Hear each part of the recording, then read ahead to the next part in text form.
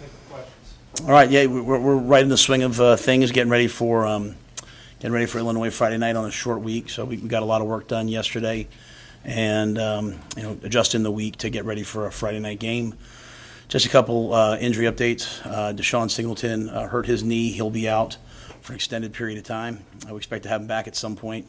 I don't know when that'll be, so Deshaun will be out this Friday. Luke Reimer out of the hospital, back and forth kind of a little bit. So Luke won't play this Friday, but hopefully we'll have Luke healthy and back with us here soon. So.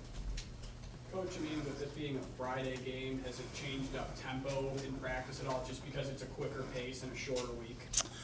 I think you have to just condense maybe the work time that you're doing. Normally Monday's a day off for us. As I said, we worked last night.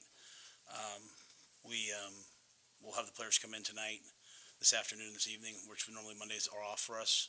So those are the two main differences. At the risk of it sounding like a loaded question, would this be an example of a good time to hit the road, maybe? I don't think so.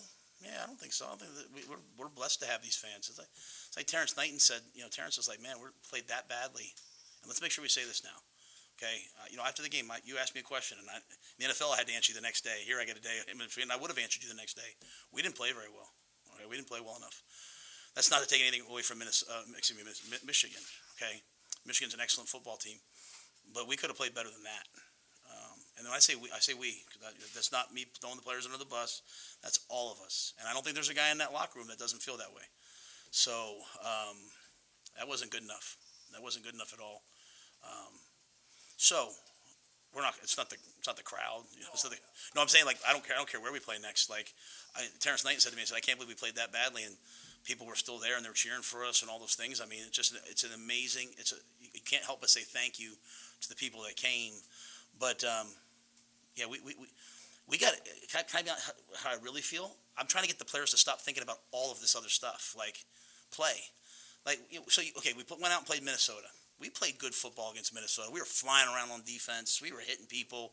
We looked the way it's supposed to look. And then some things went wrong, right? We got a bad call at the end of the half. We scored a touchdown. It doesn't go our way. Okay, great, whatever. We come back, we battle. We fumble the ball at the end of the game. We throw a pick, we lose the game. We go to Colorado. We're playing pretty well, all right? We had 3 turnovers. Everyone wants to talk about the turnovers. I keep saying to the guys, like, it was 13-7 with 6 minutes left in the third quarter. We lost 36-13. Like, we kind of accepted the fact that we were going to lose. And so, to me, Bill Walsh said it, champions behave like champions before they're champions. They have a winning standard. So I want a winning mindset. And, we played Northern Illinois. We played La Tech. We're a defensive football team. The defense has to learn that we're a defensive football team. They've got to play great defense while the offense throws, kind of plays body blows.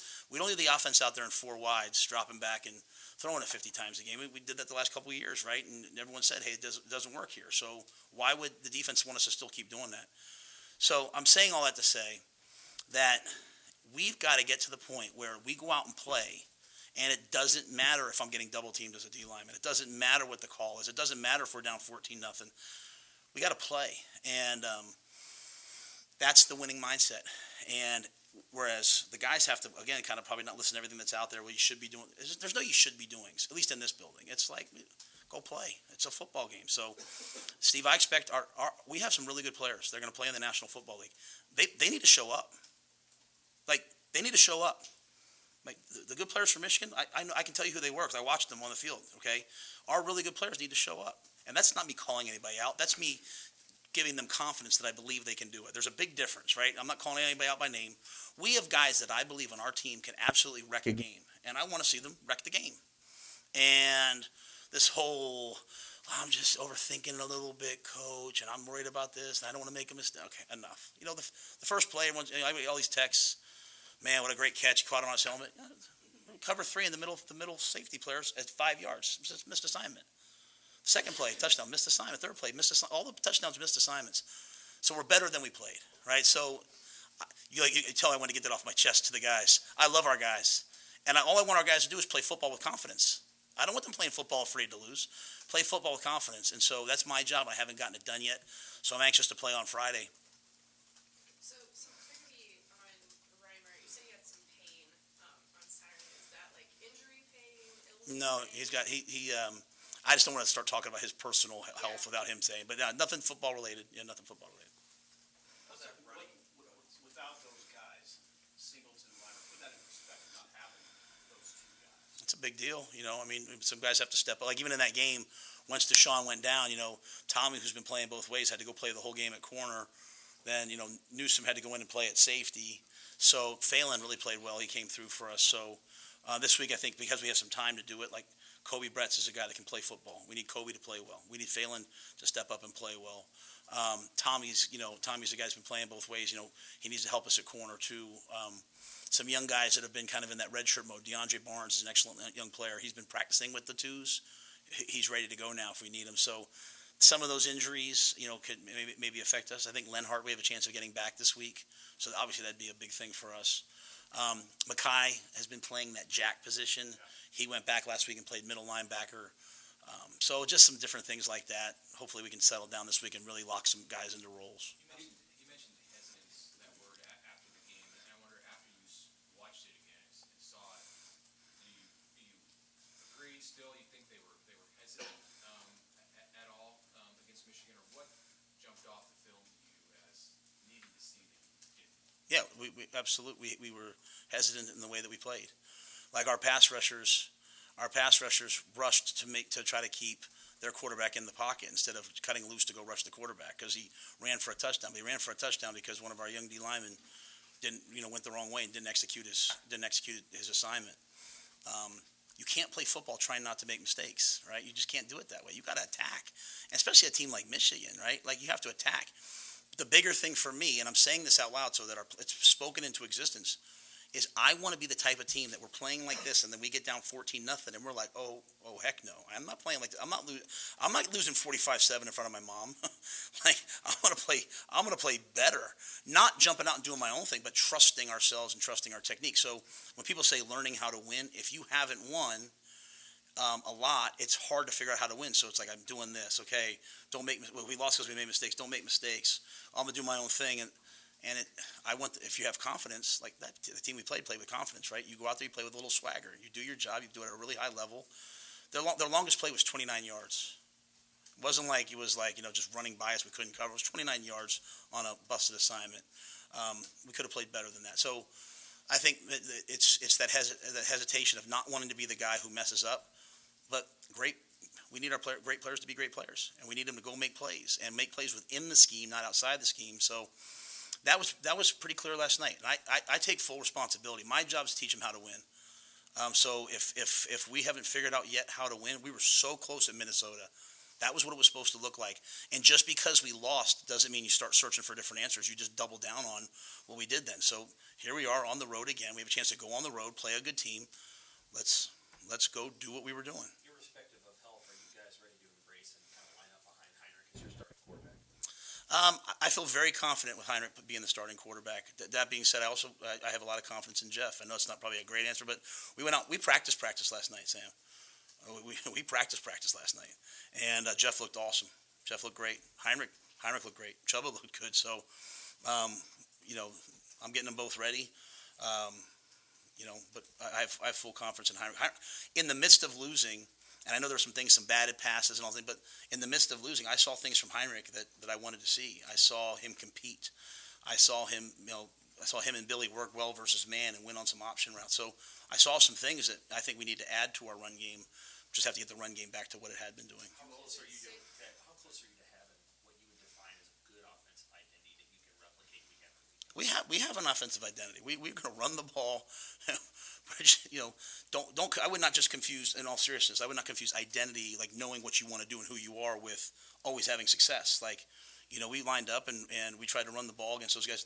If that game stays like 7-0, or if we go down on that 4th and 2 and we score and make it 14-7, we're going to continue just trying to, like, hey, they were running the ball. They were very consistent with their clips. We would have stayed with that. Once you get down 28-0, we're going to play to win. We came out. But we know exactly who we are. We're going to run the ball. We're going to run a little bit of option. We're going to play action pass here and there. We're going to try to convert third downs. I think we're just trying to do it better. You always practice. Along with Heinrich, after having a chance to watch the tape, what positives do you take away from Saturday, either team or individual standpoint? That we can learn from it. I mean, there's some guys that compete. Billy Kemp competed like a son of a gun. Some other guys compete. I don't want to alien, and I'm not saying our guys didn't compete. Just, to kind of what Mitch was saying, I just think we play with an air of hesitancy. When anytime your team does that, you put it on yourself as a coach. I'm not cutting them loose enough, so I got to do a better job. So we went out last night and we played. We didn't really play Saturday. We kind of went out there and tried to win. You got to play. It's a game. You got to play it. You got to play it, right? Was your Sunday practice a little different than the usual? When you say practice Sunday? Yeah, we practiced last night. Full pads. Yeah, we practiced. Yeah, I'm saying that like no, but yeah, we went out in full pads. We competed. We said, hey, we did. It's a short week, so it's kind of like a Tuesday, right? So it's that too. But we didn't really play at the level we wanted to on Sunday. So we went out, we put the ball down, we played, and you know what? Guys had fun playing. What about Turner Corcoran?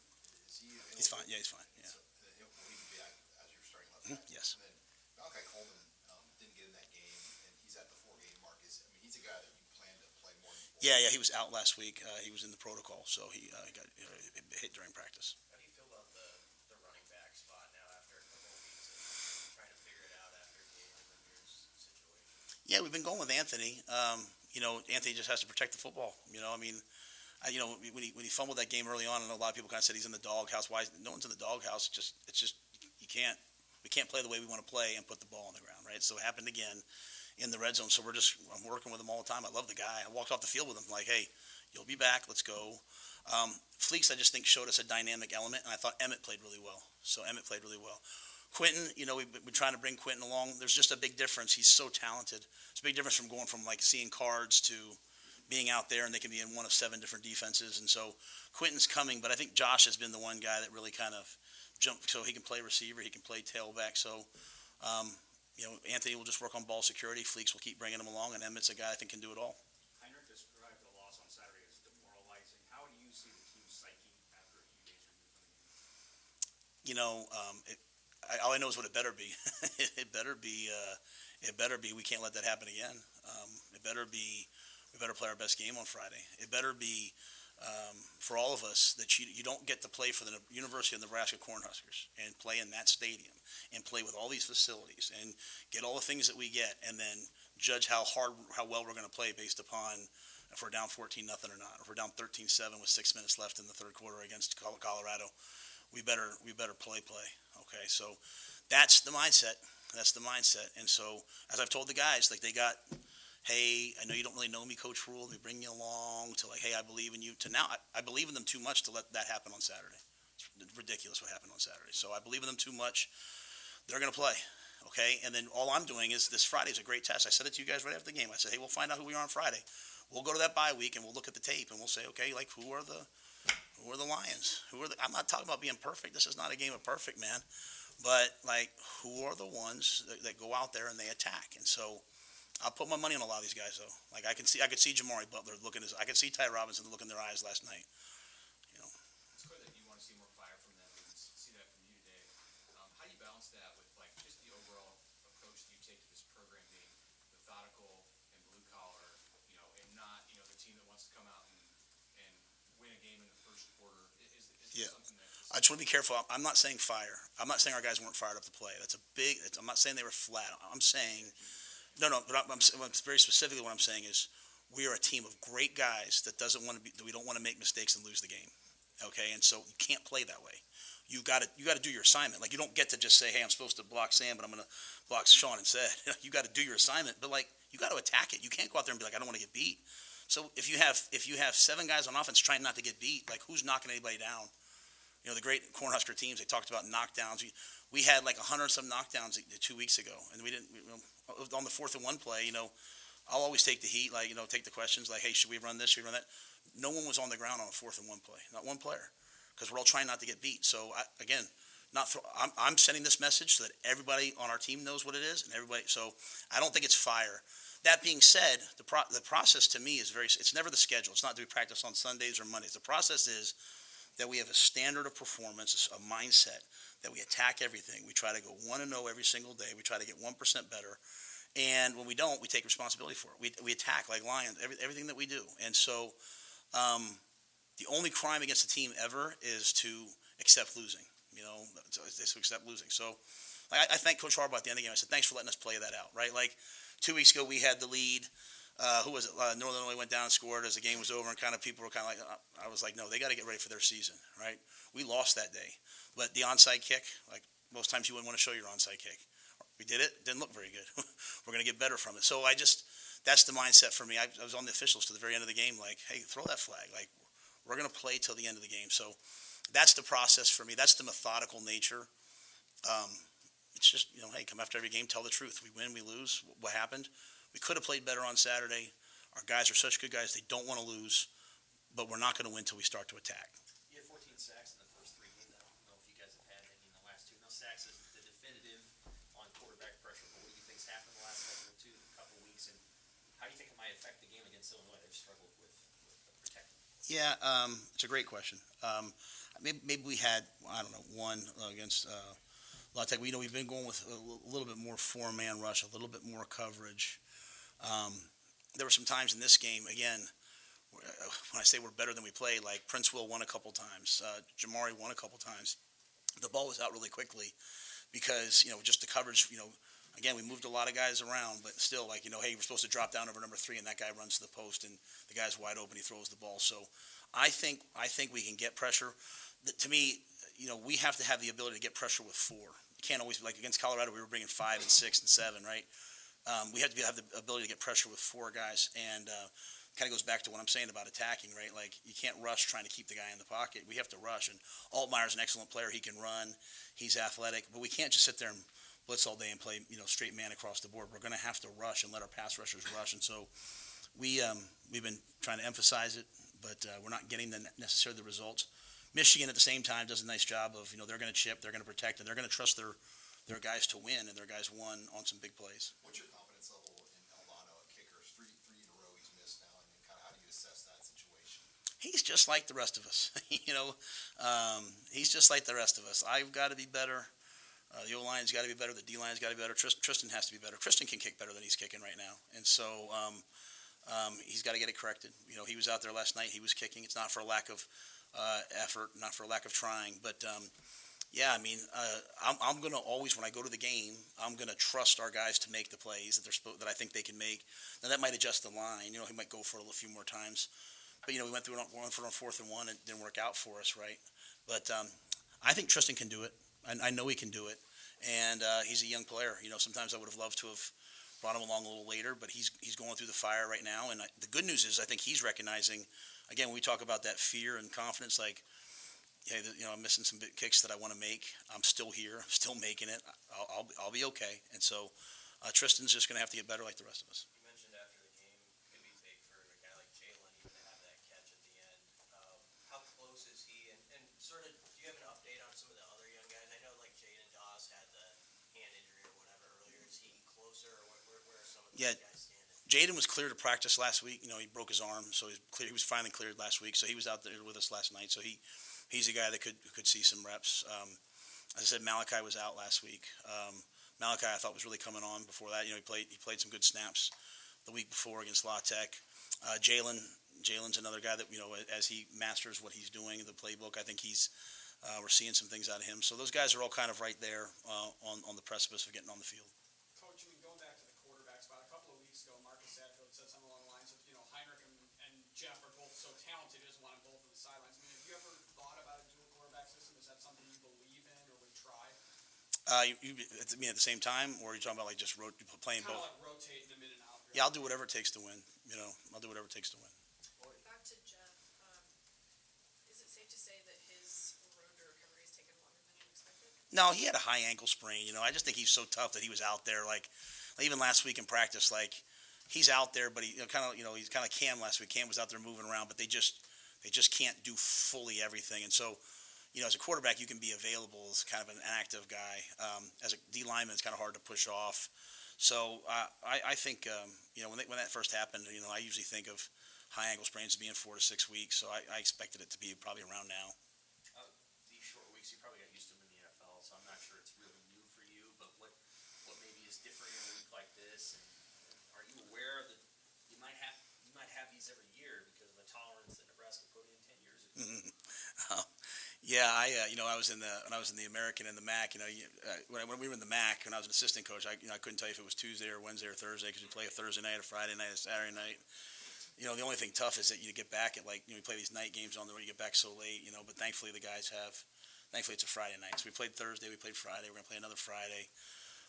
I don't really love night games very much because you're sitting around, especially on Fridays. At least on Saturdays you can watch other teams play. On Fridays you're watching, as the world turns or something. So it's not super ideal, but like I said, we're not gonna, it is what it is. But the changes in the week, just kind of this week we'll keep our normal rhythm, except we brought him in on Monday. We did more last night, and I trust Mitch, our sports science guy. He just does a great job with the recovery and trying to make sure I don't do too much, to make sure they're fresh for Friday night. When you're in a short week, do you try to condense the amount of things you're trying to fix in practice because you maybe don't have quite as much time? Yeah, I think you have to condense. What you're doing, right? You know what I mean? Like,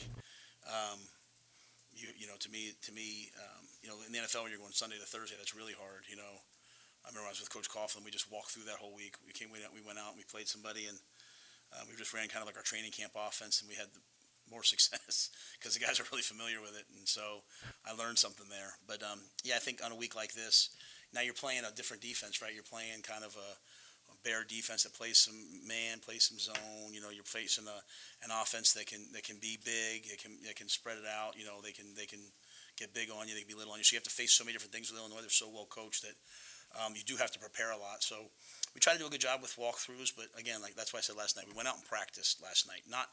Nothing's ever a punishment. It's always an opportunity, right? It's like an opportunity. We've got to get that game out of our system, and we've got to go compete. So I thought the guys, they had a great look about them when we got done last night. Sorry. Talk about avoiding the outside noise with the players. Is there anything you can do other than tell the kids not to pay attention to anything outside? I mean, some coaches have banned social media or whatever. I mean, do you ever consider that? No way. I don't even tell them. I don't tell them what to think because they're not gonna listen to me anyway, right? I mean, I try to tell my son, hey, don't look at Twitter, and he's like, okay, as he's looking at Twitter, right? So, I think this is the modern world, right? And you have to decide where you put your attention to, right? So,